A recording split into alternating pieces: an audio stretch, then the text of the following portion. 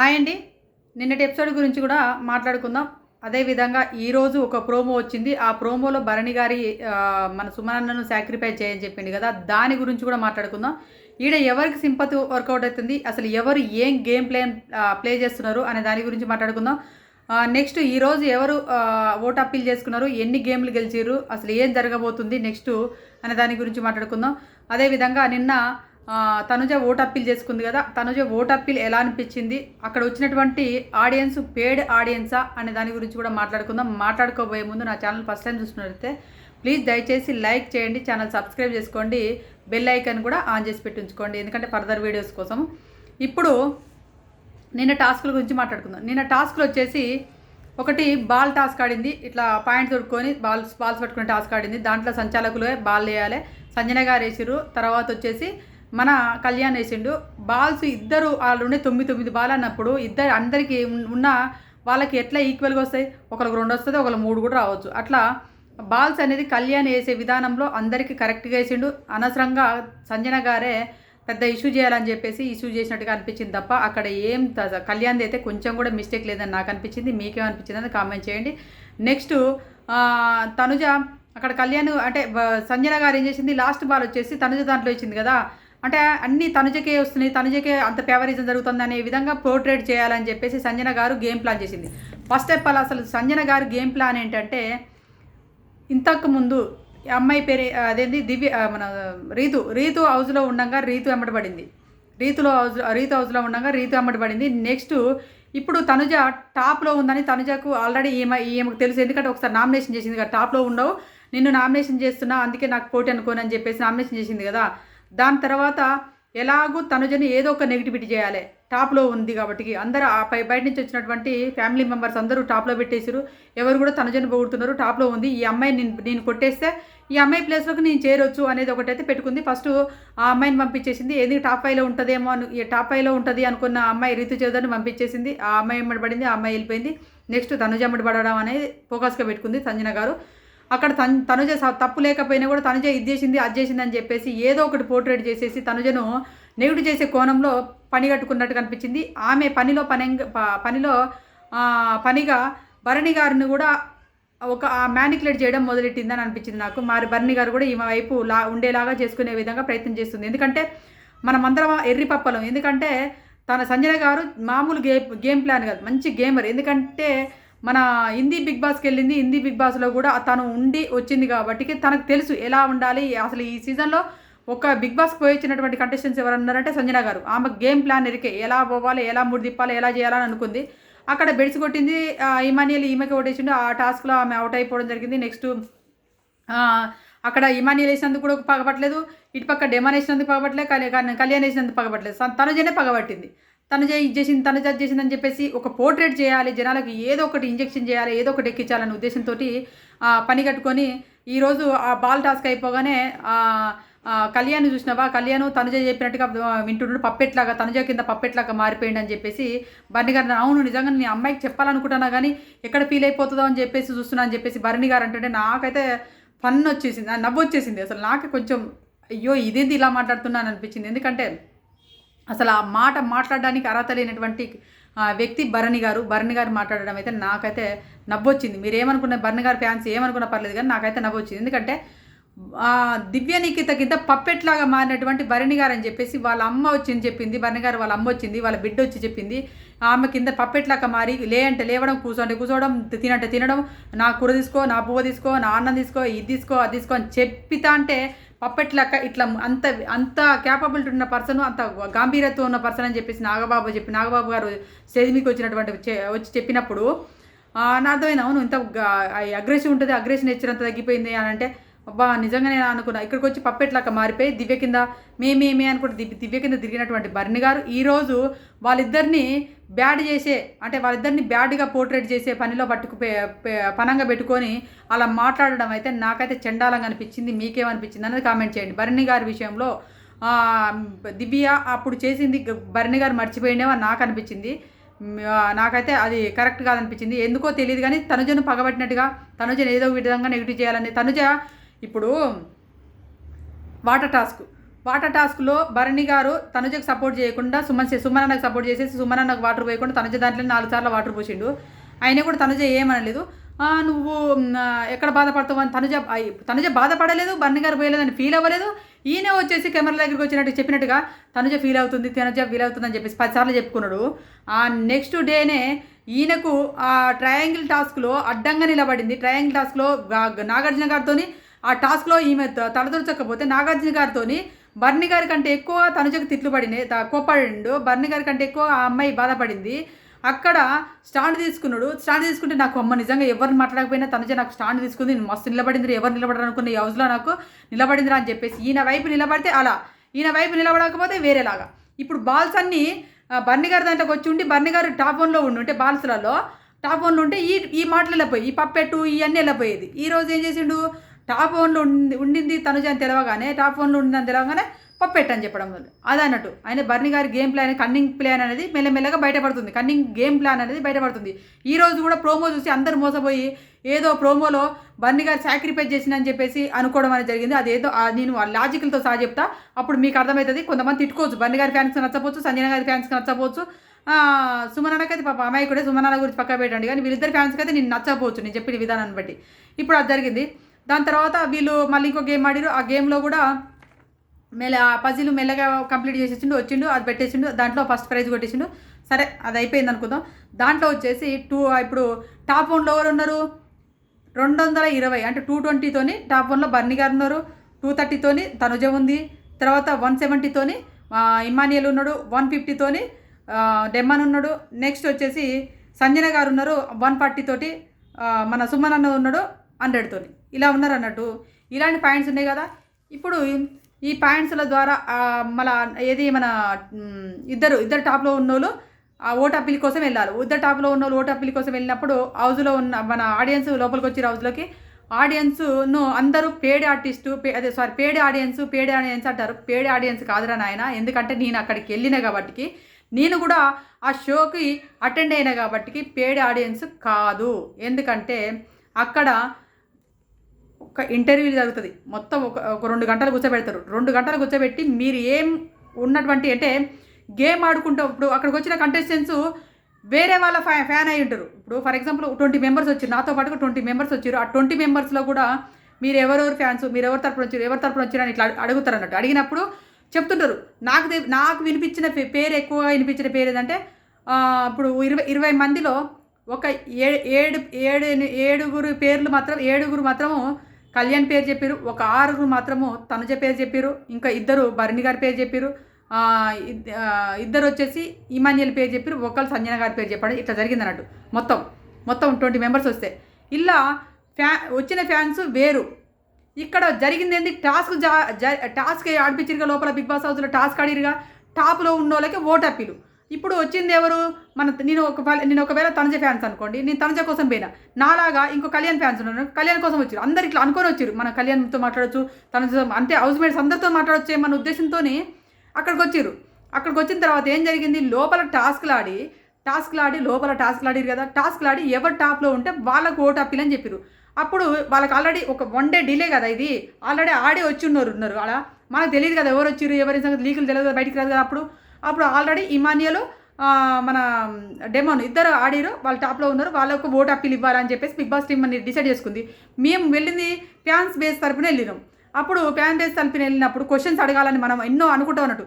వీళ్ళని ఇలా అడగాలి, వాళ్ళని అలా అడగాలి, ఇక్కడ గ్రూప్ ఏం ఆడిరు, అక్కడ గ్రూప్ ఏం ఆడిరు, ఇక్కడ తనుజ ఏం చేసారు, అక్కడ కళ్యాణ్ ఏం చేసారు, ఇలా మన ప్లాన్ వేసుకొని ఇలా అడుగుదామని చెప్పేసి ప్లాన్ ప్రకారంగా అక్కడికి వస్తారు కదా. వచ్చిన తర్వాత అక్కడ వచ్చింది ఎవరు, ఓటు అప్పీల్ కోసం డెమాను, ఇమాన్యుయల్. అప్పుడు బిగ్ బాస్ టీం వాళ్ళు ఏం చెప్తారంటే, క్వశ్చన్స్ రాయండి, డెమాన్ ఇమాన్యుయల్ పైన మీరు నెగిటివ్గా రాయకూడదు. డెమాన్ ఇమాన్యుయల్ను ఇప్పుడు ఇక్కడికి వచ్చే కంటెస్టెంట్స్లను, లోపల ఉన్నటువంటి కంటెస్టెంట్స్లను ఇప్పుడు ఆల్రెడీ 2 వారాలే ఉంది, వాళ్ళని డీమోటివేట్ చేసే విధంగా ఏ క్వశ్చన్ అడగకూడదు, వాళ్ళను డీగ్రేడ్ చేసే విధంగా ఏ క్వశ్చన్ అడగకూడదు అని చెప్పేసి బిగ్ బాస్ వాళ్ళు చెప్తారు. ఎందుకంటే అది చెప్పడం 100% కరెక్ట్ నా ఉద్దేశంలో. ఎందుకంటే ఆల్రెడీ వీళ్ళు టాప్లోకి వచ్చేసారు, టాప్లో ఉన్న వాళ్ళకి ఇప్పుడు లేని ప్రెషర్ పెట్టినప్పుడు, లేని ఒత్తిడి పెట్టినప్పుడు, అవునా నేను ఇలా తప్పు చేసిన అని చెప్పి వీళ్ళు ఒక లోన్లీనెస్కి వెళ్ళిపోతారు. లోన్లీనెస్కి వెళ్ళిపోయి వాళ్ళ ఆట తిరగనపడదు, ఓన్లీ ఏదో సటాప్ జోన్లో ఉండిపోవడము, వీళ్ళు జనాలకు కనిపించే విధంగా చేయడము, మళ్ళీ ఏదో ఏదో ఒక విధంగా అయితే వాళ్ళైతే సఫర్ అయితే ఉంటారు అన్నట్టు. వాళ్ళ సఫరింగ్ అనేది కనపడుతుంది. కనపడినప్పుడు జనాలకి ఇప్పుడు హ్యాపీగా గడపాల్సిన మూమెంట్ ఈ 2 వారాలు వాళ్ళు హ్యాపీగా గడపాలి, హ్యాపీగా ఆటలు ఆడుకుంటూ వెళ్ళాల్సిన మూమెంట్ను ఆడియన్స్ వెళ్ళేసి వాళ్ళు స్పైల్ చేసేస్తే, వాళ్ళ గేమ్ను స్పైల్ చేసేస్తే ఏమొస్తుంది అనే ఉద్దేశంతోనే బిగ్ బాస్ టీం వాళ్ళు మీరు వాళ్ళకి పాజిటివ్గా ఉండేటివి, పాజిటివ్గా వాళ్ళకి హైపు అంటే వాళ్ళకి ఇంకా ఇంక్రీజ్గా వాళ్ళ మంచిగా హ్యాపీగా ఉండే మూమెంట్స్ను హ్యాపీగా ఉండేలాగా అడగండి అని చెప్పేసి బిగ్ బాసే చెప్పడం జరుగుతుంది. బిగ్ బాస్ టీం వాళ్ళే చెప్పడం జరుగుతుంది. మీరు వెళ్ళిరంటే మీ వల్ల వాళ్ళకు ప్లస్ అవ్వాలి, మీ వల్ల వాళ్ళకి ప్లస్ అవ్వాలి, కానీ మీ వల్ల వాళ్ళకి నెగిటివ్ అవ్వకూడదు. ఇప్పుడు వెళ్ళి అయ్యో గ్రూప్ గేమ్ ఆడినావు నువ్వు బాత్రూమ్ దగ్గర ఇమానియల్ గారు మీరు బాత్రూమ్ దగ్గరికి వెళ్ళేసి రీతుకు భరణి గారి కలర్ పైన ఇంకో కలర్ బియ్యం అని చెప్పేసారు, ఇటు కళ్యాణ్ గెలిపించాలనుకున్నారా, మీరు గ్రూప్ గేమ్ ఆడిరా ఇలాంటివి చెప్పినప్పుడు అప్పుడు ఏమవుతుందంటే ఇప్పుడు ఉన్నటువంటి ఓట్లు వేయాలి వాళ్ళకు. ఇప్పుడు ఇమ్మనేళ్ళకి కొంతమంది ఫ్యాన్స్ ఉంటారు, వాళ్ళు ఓట్లు వేయాలి, లేకపోతే ఫ్యామిలీ ఆడియన్స్ కనెక్ట్ అయ్యారు వాళ్ళు ఓట్లు వేయాలి.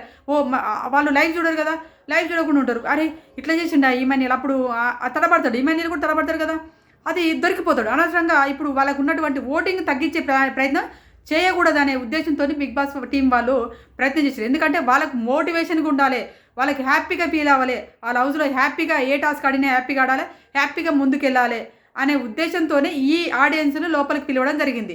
అంతేగాని వాళ్ళని డీమోటివేట్ చేసే విధంగా, వాళ్ళను అనవసరమైన క్వశ్చన్స్ అడిగే విధంగా, వాళ్ళను డీగ్రేడ్ చేసే విధంగా ఉంటే కంటెస్టెంట్స్కి నష్టం, బయట నుంచి ఓట్లు వేసే వాళ్ళు కూడా ఇబ్బంది పడతారు. వాళ్ళు ఒకరికి వేయాలనుకున్న వాళ్ళు ఇంకొకరికి వేయడం జరుగుతుంది. ఇలా ఎందుకు అని చెప్పేసి వాళ్ళు అలా చేసారు. కానీ అక్కడికి వచ్చిన వాళ్ళు పేడ్ ఆడియన్స్ అయితే అస్సలే కాదు. ఇక్కడ తర్వాతకి అప్పుడు అన్న తర్వాత వాళ్ళు రాసుకున్న క్వశ్చన్సే అవి అన్నీ. వాళ్ళు ఒక్కొక్క ప్యాడ్ ఇస్తారు, ఒక పెన్ ఇస్తారు, ఒక పేపర్ ఇస్తారు, వాళ్ళు రాసుకున్న క్వశ్చన్సే అయ్యి. అయితే ఇమానియల్కి నేను ఎలాంటి పాజిటివ్ అడగాలి, ఇమానియల్ని ఎలా నేను మెచ్చుకోవాలి, ఇమానియల్ని ఎలా ఐపీలోకి లేపాలి అనేది వీళ్ళు బయట నుంచి చూసినప్పుడు కొన్ని ఉంటాయి కదా, మీమ్సే కానీ, ప్రోమోసే కానీ, ట్రోల్స్ కానీ, ఇలాంటి కొన్ని మంచి ఫన్నీ మూమెంట్స్ కానీ ఇవన్నీ జరుగుతాయి కదా. ఇలాంటి వాళ్ళు తీసేసుకొని రాసుకుంటారు అన్నట్టు. రాసుకొని ఇలాంటివి అడగడం ద్వారా ఇంకా కొంచెం హైప్ వస్తుంది, అతను బూస్టింగ్ వచ్చినట్టు, అవతల కంటెస్టెంట్స్కి బూస్ట్ వచ్చినట్టు ఉంటుంది అనే ఉద్దేశంతోనే ఇలా ఆడియన్స్ అడగడం జరిగింది. అలాంటి క్వశ్చన్సే అక్కడ ప్రిపేర్ చేసేసి రాయడం జరిగింది తప్ప ఇక్కడ పేడ్ ఆర్టిస్ట్ ఎవరు లేరు. పేడ్ ఆడియన్స్ని తీసుకొచ్చారు, వాళ్ళకి క్వశ్చన్స్ అడిగేది, అడ్డగా క్వశ్చన్స్ అడిగేది, ఇది అడుగుతారు అనుకున్నా, వాళ్ళని ఇది దొక్కుతారు అనుకున్నా, ఇలా గ్రూప్ ఏం ఎక్స్పోజ్ చేస్తారు అనుకున్నా, లేకపోతే వీళ్ళ సపోర్ట్నెస్ ఎక్స్పోజ్ చేస్తారు అనుకున్నా, ఇవన్నీ చిల్లి ముచ్చట్లు, ఇవన్నీ చిల్లిగా మాట్లాడవకండి నాకు అనిపించింది. ఎందుకు అనవసరంగా వాళ్ళ గేమ్ను స్పైల్ చేయకూడదు. ఆల్రెడీ వచ్చేసారు, విన్నర్ ఎవరో రన్నర్ ఎవరో లేకపోతే ఏం జరుగుతుందో చూడాలి. కానీ ఇప్పుడు వాళ్ళ గేమ్ స్పైల్ చేసేసి వాళ్ళకు నెగిటివ్గా మాట్లాడి వాళ్ళ నెగిటివ్లో తొక్కడం అనేది నా ఉద్దేశంలో కరెక్ట్ కాదు అనిపించింది. నేను కూడా అట్లనే అనుకున్నాను. ఫస్ట్లో నేను కూడా ఇలా అడగాలి, ఇచ్చి పడేద్దామని చెప్పేసి ఇచ్చి పడేయాలి, ఖచ్చితంగా ఇచ్చి పడేయాలి, ఒక్కొక్కరు తొక్కి పడేయాలి. మామూలు కూడా క్వశ్చన్స్ నేను 24/7 చూస్తున్నా కదా, వీళ్ళకి మామూలుగా ఇచ్చి పడేయనా అనే ఉద్దేశంతోనే వెళ్ళిన. కానీ అక్కడికి వెళ్ళిన తర్వాత నేను కూడా ఆలోచించిన, నిజమే కదా, ఆల్రెడీ ఇన్ని వారాలు కష్టపడి కూడా వచ్చారు, వాళ్ళ గేమ్ను ఎందుకు స్పైల్ చేయాలి, వాళ్ళ ఎగ్జైట్మెంట్ని మనం ఎందుకు స్పైల్ చేయాలనే ఉద్దేశంతోనే నేను ఎక్కడ ఏది కూడా స్పైల్ చేసే విధంగా కూడా మేము రాయలేదు, అలా చెప్పలేదు కూడా. అది అర్థం చేసుకోండి. మీరు రివ్యూలలో మీరు వాళ్ళు పేడ్ ఆడియన్స్ అని చెప్పి డప్పు కొట్టబక్కడ అక్కడ జరిగిన విషయాలేందో మీకు తెలియదు కాబట్టి మీరు డప్పు కొడుతున్నారేమో, కానీ ఇది జరుగుతుంది అక్కడ అని చెప్పేసి నేను చెప్పిన. అక్కడ ఎవరు గేమ్ను కూడా ఎవరు కూడా స్పైల్ చేయడానికి రారు, వాళ్ళకి బూస్టింగ్ ఇవ్వడానికే వచ్చారు. బూస్టింగ్ ఇస్తే ఇంకా బాగుంటుందేమని బిగ్ బాస్ వాళ్ళ ప్లాన్ అది, అంతే తప్ప ఇంకేం లేదు. ఎవరిని కూడా డౌన్ చేయడానికి లేదు. అర్థమైంది అనుకుంటున్నాను, నేను చెప్పింది మీకు అర్థమయ్యేలాగా చెప్పింది అనుకుంటున్నాను. ఇది జరిగింది. అక్కడికి వెళ్ళిన కాబట్టి నేను కూడా ఒక ఆడియన్స్గా ఉన్నా కాబట్టి నాకు అనిపించింది కాబట్టి నేను చెప్పిన. ఇంకా నెక్స్ట్ ఏంటంటే అక్కడ తనుజను అందరూ అడిగిరు, తనుజ కూడా బాగా చెప్పింది, తనుజ కూడా హ్యాపీగా ఫీల్ అయింది. హ్యాపీ మూమెంట్స్ అందరూ ఉన్నటువంటి ఆడియన్స్ కూడా హ్యాపీగా ఫీల్ అయ్యారు. అక్కడికి వచ్చిన ఆడియన్స్ కూడా మ్యాక్సిమంగా నాకు తెలిసైతే తనుజ కళ్యాణ్ కోసం ఎక్కువ ఆడియన్స్ రావడం జరుగుతుంది. తనుజ కళ్యాణ్ ఫ్యాన్ బేసే రావడం జరుగుతుంది. ఫ్యాన్ బేస్ తప్పేంటి, ఆడియన్స్ రూపంలో ఫ్యాన్ బేస్ రాకూడదా అంటే బిగ్ బాస్ టీం వాళ్ళు వీళ్ళని రండి వాళ్ళని రండి అని చెప్పడం కాదు, వాళ్ళు అప్లై చేసేసుకొని అక్కడికి వాళ్ళు వెళ్ళి రీచ్ అయ్యి అక్కడికి రావడమే గ్రేటు. అక్కడికి వచ్చిర్రు, వాళ్ళు సెలెక్ట్ అయ్యి వాళ్ళు లోపలికి వెళ్తారు తప్ప బిగ్ బాస్ టీం వాళ్ళు ఫోన్ చేసేసి మీరు వీళ్ళకి రారి, మీరు వాళ్ళ రారి, మీరు వీళ్ళ కోసం మాట్లాడరారి, వీళ్ళని లేపుదారి, వాళ్ళని లేపుదారి అని ఎవరిని ఇక్కడికి రప్పించరు. అక్కడికి వచ్చిన తర్వాతనే అన్ని డిస్కషన్ జరిగి ఇలా లోపలికి వెళ్తారు తప్ప అక్కడ ఎవరిని లేపడం కోసం ఎవరు పిలిపియరు. అక్కడికి వచ్చిన వాళ్ళు బిగ్ బాస్ టీం వాళ్ళు చుట్టాలు కాదు, బిగ్ బాస్ టీం వాళ్ళకి సంబంధించిన వాళ్ళు కూడా కాదు, బయట నుంచి వచ్చినటువంటి ఆడియన్సే. మనలాగానే బయట నుంచి వచ్చినటువంటి ఆడియన్సే, మనలాగానే 24/7 చూసి ఇష్టపడి వచ్చినటువంటి ఆడియన్సే అక్కడికి రావడం జరిగింది తప్ప అక్కడికి ఏం లేదు. ఆడియన్స్ని మాత్రం మనం పేడ్ ఆడియన్స్ అనేది అయితే అనకూడదని నా ఉద్దేశం. మీరేమనుకుంటారో నువ్వు కామెంట్ చేయండి. అక్కడికి వచ్చి మాత్రం ప్రతి ఒక్కరికి ఇన్పుట్స్ అనేది వాళ్ళకు ఇంక్రీజ్ అయ్యేలాగానే ఇస్తారు తప్ప డిక్రీజ్ అయ్యేలాగా అంటే వాళ్ళ ఓటింగ్ తగ్గేలాగా అయితే ఎవరు కూడా చేయరని నేను అనుకుంటున్నాను. మీరేమనుకుంటారో కామెంట్ చేయండి. ఇది జరిగింది. నెక్స్ట్ ఇప్పుడు తనుజ అయితే ఓట్ అప్పీల్ చేసేసుకుంది. తనుజ ఓట్ అప్పీల్ కూడా ఓట్ అప్పీల్ చేసుకుంది. ఆ ఓట్ అప్పీల్ అనేది మనకు ఎపిసోడ్లోనూ లైవ్లో కట్ అయింది ఏందో తెలీదు. అదేవిధంగా తనుజ గారు కూడా కళ్యాణ్ కోసం కూడా ఓటింగ్ అడిగింది. ఆ అమ్మాయి అక్కడ లైవ్లో చెప్పింది ఏంటంటే కళ్యాణ్ నేను అడుగుతలేరా నీకోసం, నిన్ను అడుగుతలేరా, నువ్వు బాధపడకలేరా అని చెప్పేసి అన్నది. అదేవిధంగా ఆడియన్స్ను కూడా అడగడం జరిగింది. ఓట్ అప్పీల్ కళ్యాణ్ నా ఫ్రెండ్ గానికి నా ఫ్రెండ్ కళ్యాణ్ వాడికి కూడా ఓటు వేయండి అని చెప్పేసి అడగడం జరిగింది. తను ఒక ఫ్రెండు వీనెందుకు దొక్కాలి వానెందుకు దొక్కదు అలాంటి అమ్మాయి కుళ్ళు మెంటాలిటీ కన్నింగ్ మెంటాలిటీ ఆ అమ్మాయిలో లేదు. మీకు ఎవరికి తెలియదు కానీ ఆ అమ్మాయి కన్నింగ్ మెంటాలిటీ కాదు. ఆ అమ్మాయి స్ట్రేట్ ఫార్వర్డ్ జెన్యున్గా ఉంటుంది. అందుకే అందరికీ ఆడియన్స్ అంటే ఫ్యామిలీ ఆడియన్స్ ఆ అమ్మాయి కనెక్ట్ అయ్యారు. మీరు ఒక్క వైపే చూస్తున్నారు. ఆ అమ్మాయి ఏదో ఎక్కడో నాకు సపోర్ట్ లేదని ఒక్కసారి అన్నదాన్ని పట్టుకొని దాన్ని పిప్పి ఒక అమ్మాయి విన్నర్ కావద్దని చూస్తున్నటువంటి రివ్యూవర్లకైతే ఎలాంటి మూర్ఖత్వంతో రివ్యూలు చేస్తున్నారో అర్థం కావట్లేదు. ఒక గీతురాయలు ఉంది. గీతురాయల గురించి చెప్పాలంటే అసలు చండాలమైనటువంటి రివ్యూవర్ ఎవరని చెప్పాలనుకుంటే గీతురాయలనిగా చెప్పుకోవచ్చు. గీతురాయలు చండాలంగా మాట్లాడుతుంటే చండాలంగా ఆమె చూసే సబ్స్క్రైబర్లు ఆమె ఎట్లా చేసుకున్నారా నాయన అనిపిస్తుంది. సబ్స్క్రైబ్ చేసుకున్న వాళ్ళకి ఒక దండమరా నాయన అనిపిస్తుంది. అసలు ఆమె ఛానల్ చూడకుండా ఉండాల్సిందే అని అనిపిస్తుంది. ఎందుకంటే వారు వన్ సైడ్ లాగానే వాదిస్తుంటుంది, ఒక సైడే మాట్లాడుతుంటుంది. ఆమె చూసిందే నిజం అనుకుంటుంది అని నాకు అనిపించింది. అందుకే పట్టుమని 5 వారాలు కూడా అవసరం లేదేమో అని నాకు అనిపించింది. మీకేమనిపించిందో కామెంట్ చేయండి గీతురాయల విషయంలో. నెక్స్ట్ ఇప్పుడు ప్రోమో వచ్చిందిగా, ప్రోమో అనాలిసిస్ మాట్లాడదాం. ప్రోమోలో ఇప్పుడు టాప్లో ఉన్నది ఎవరు? టాప్లో ఉన్నది భరణి గారు, తర్వాత తనుజ, ఇమాన్యులు, వీళ్ళు ముగ్గురు టాప్లో ఉన్నారు. మొన్న ఫస్ట్ సారి వచ్చేసి ఒకరిని తీసేసారు సంజన గారిని. సెకండ్ డే వచ్చేసి ఇద్దరిని తీసేసారు. ఎవరిని? ఇమాన్యుల్ డెమాన్ని. థర్డ్ డే వచ్చేసి ముగ్గురిని తీసేస్తారేమో అని చెప్పేసి కూడా నిన్న అనుకున్నారు. అదేవిధంగా జరుగుతుంది అనుకున్నారు.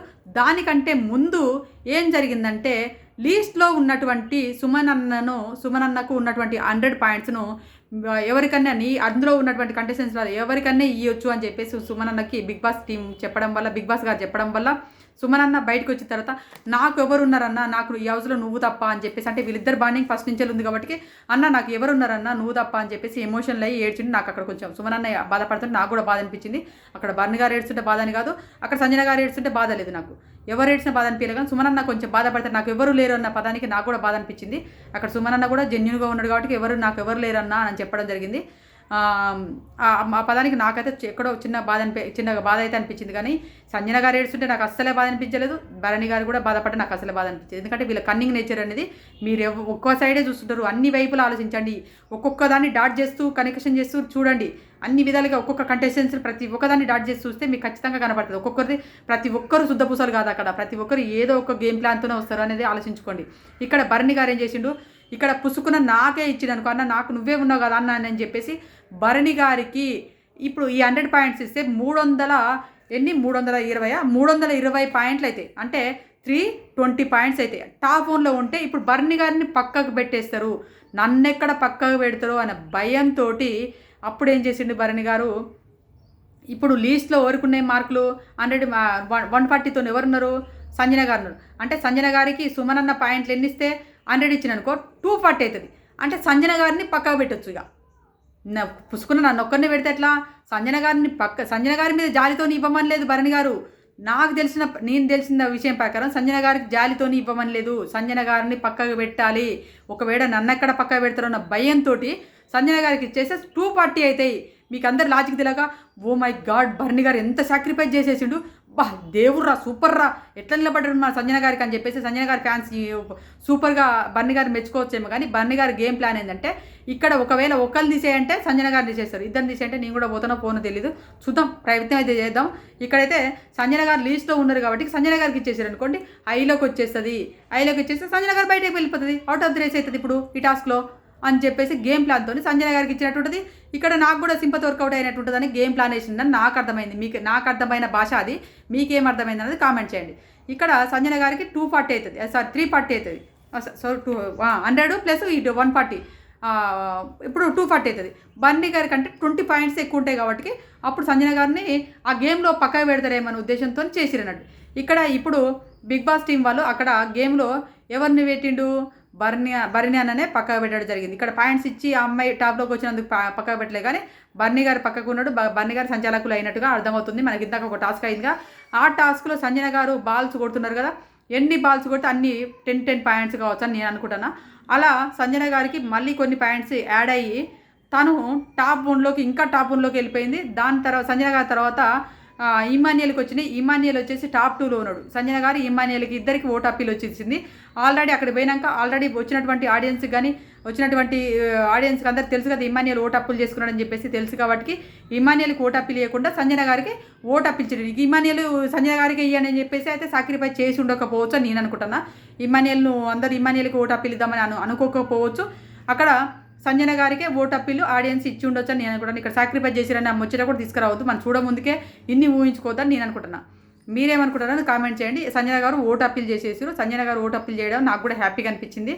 కానీ సంజన గారు ఈ అనవసరంగా నిన్న ఈ డెమన్ పవన్తో గొడవ పెట్టుకున్నది. అనవసరంగా గొడవకు డెమన్ పవన్కి సంబంధం లేదు. సంజన గారు అర్థం చేసుకోకుండా డెమన్ పవన్ పైన కూడా అగ్రెసివ్గా వెళ్ళడం అనేది నాకు కరెక్ట్గా అనిపించింది. నెక్స్ట్ తనుజ పైన మన్నెళ్ళింది, నేను డెమన్ పవన్ పైన ఇలా అందరిపైన గొడవ పెట్టేసుకొని ఏదో ఒక రకంగా వాళ్ళను తొక్కుతూ బయటికి పైకి వెళ్ళాలనే ఉద్దేశంతో తన గేమ్ ప్లాన్ తను స్టార్ట్ చేసింది అనిపించింది. సంజన గారికి అందరూ సింపతి వర్కౌట్ అయ్యి సంజన గారు సింపతి డబ్బులు కొట్టేటోళ్ళు ఉన్నారు. 24 గంటలు సంజన గారికి చుట్టే వీడియోలు చేసి సంజన గారిని లేపుతూ ఉండేటువంటి రివ్యూవర్లు కూడా ఉన్నారు. నాకైతే అర్థమైంది. ఇది ఈరోజు జరిగింది. ఇప్పుడు మనం ఓటింగ్ అనాలిసిస్ చెప్పుకుందాం. ఓటింగ్ అనాలిసిస్ ఈరోజు చివరి డే కదా, ఈరోజు బేస్తవారం కదా, ఈరోజు థర్స్డే గురువారం. ఈ ఓటింగ్ అనాలిసిస్ చూసినట్లయితే మార్నింగ్ కాదు మధ్యాహ్నం ఓటింగ్ అనాలిసిస్. ఇప్పుడు నేను చేస్తున్న టైంకి ఇప్పుడు నాకు తెలిసే టైం ఇప్పుడు 1:30 అవుతుంది. ఈ టైంలో ఓటింగ్ అనాలిసిస్ చూసినట్లయితే టాప్ 1లో మాత్రం ఇక తనుజ గురించి చెప్పొద్దు, తనుజని పక్కన పెడదాం. టాప్ 1లో తనుజ ఉంది. టాప్ 2లో వచ్చేసి డెమన్ పవన్కి పడుతుందండి. మీరు నమ్మకపోయినా డెమన్ పవన్కి ఓటింగ్ మంచిగానే పడుతుంది. టాప్ 2లో ఓటింగ్ పడుతుంది. తర్వాత వచ్చేసి ఇమాన్యుయల్ ఉన్నాడు. భరణి గారు వచ్చేసి 4th ప్లేస్కి జారిపోయింది. భరణి గారు 4th ప్లేస్లో ఓటింగ్ పడుతుంది. తర్వాత వచ్చేసి సంజన గారు ఉన్నారు. భరణి గారి కంటే ఇమాన్యుయల్ కంటే ముందు డిమాన్ పవన్, తర్వాత సంజన గారు, తర్వాత ఇమాన్యుయల్. అంటే ఫస్ట్ వచ్చేసి తనుజ, సెకండ్ వచ్చేసి డెమన్ పవన్, థర్డ్ వచ్చేసి సంజన గారు, 4th వచ్చేసి ఇమాన్యుయల్, 5th వచ్చేసి భరణి గారు ఉన్నారు, 6th వచ్చేసి మన సుమన్ శెట్టి గారు ఉన్నారు. ఇలా ఓటింగ్ ఉంది. ఈరోజు మిడ్ వీక్ ఎలిమినేషన్ ఈ రోజు కానీ రేపు కానీ ఖచ్చితంగా 99% జరగవచ్చు. 1% నేను చెప్పలేను. కానీ మిడ్ వీక్ ఎలిమినేషన్లో సుమన్ అన్న ఎలిమినేషన్ అవ్వబోతున్నాడని నాకు వచ్చినటువంటి ఇన్ఫర్మేషన్. సుమన్ అన్న ఎలిమినేషన్ అయ్యే హై ఛాన్స్ సుమన్ అన్నకు ఉన్నాయి. మిడ్ వీక్ ఎలిమినేషన్లో సుమన్ అన్న వెళ్తున్నాడు.